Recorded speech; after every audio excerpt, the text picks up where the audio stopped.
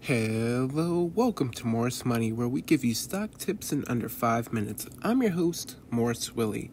Today, we're talking about my new investing strategy for 2022, where I'll be investing in biotech stocks for large returns. Biotech stocks have the potential to provide investors with incredible returns. Biotech firms use living organisms to manufacture products. Biotechnology and pharmaceutical companies both produce medicines, but products of pharmaceutical companies typically have a chemical basis. Biotech stocks have the potential for significant investment gains if a product is deemed effective and safe. However, biotech stocks also come with risk due to the possibility that some products under development may never make it to the market. Biotech firms face many regulations, including from the FDA, adding the risk of uncertainty when developing new products. Given the complexity of biotechnology, investors often experience challenges in determining a product's effectiveness and chances of success.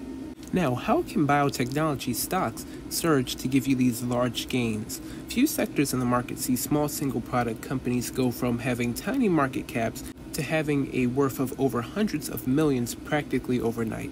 The business of curing diseases can be a lucrative one, and investors will jump on the bandwagon for any stock that shows promise of a big breakthrough. As an example, Novavax is a biotechnology company that produces vaccines. In early 2020, when the pandemic began, biotech companies like Novavax joined the push to produce vaccines. The company secured nearly $1.6 billion in funding from the U.S. government.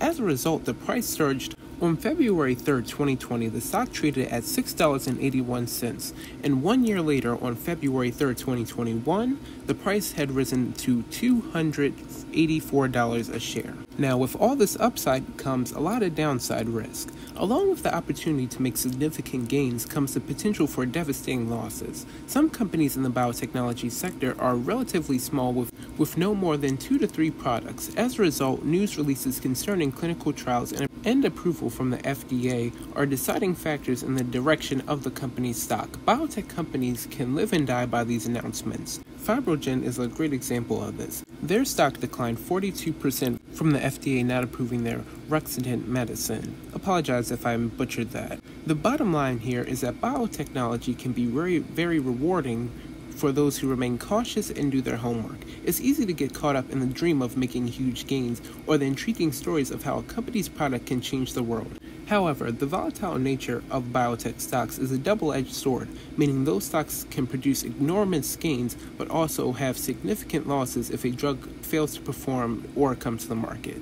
Now, as you might know, I already have some exposure to the biotech market. I have a position in Sensionics, but that's not all. I want to start building a position in Axsm Therapeutics, another stock I've covered somewhat frequently on the channel, but I want to dedicate at least 25 to 20% of my portfolio into biotech stocks. Now, those two companies would be the main two making up the percentage of my exposure to biotech stocks. But I also want to have some swing plays with companies looking to get FDA approval. An easy way to look at who's looking to get FDA approved is by going on to biopharmacatalyst.com. They have a whole catalyst calendar, but what you need to look out for is the PDUFA dates for biotech stocks. Now, these are companies that are about to get FDA approved, so they're at the end of their journey. A stock that could potentially get approved is Eton, E-T-O-N. Their approval date was pushed back due to travel restrictions. Now, on January 29th, which is a Saturday,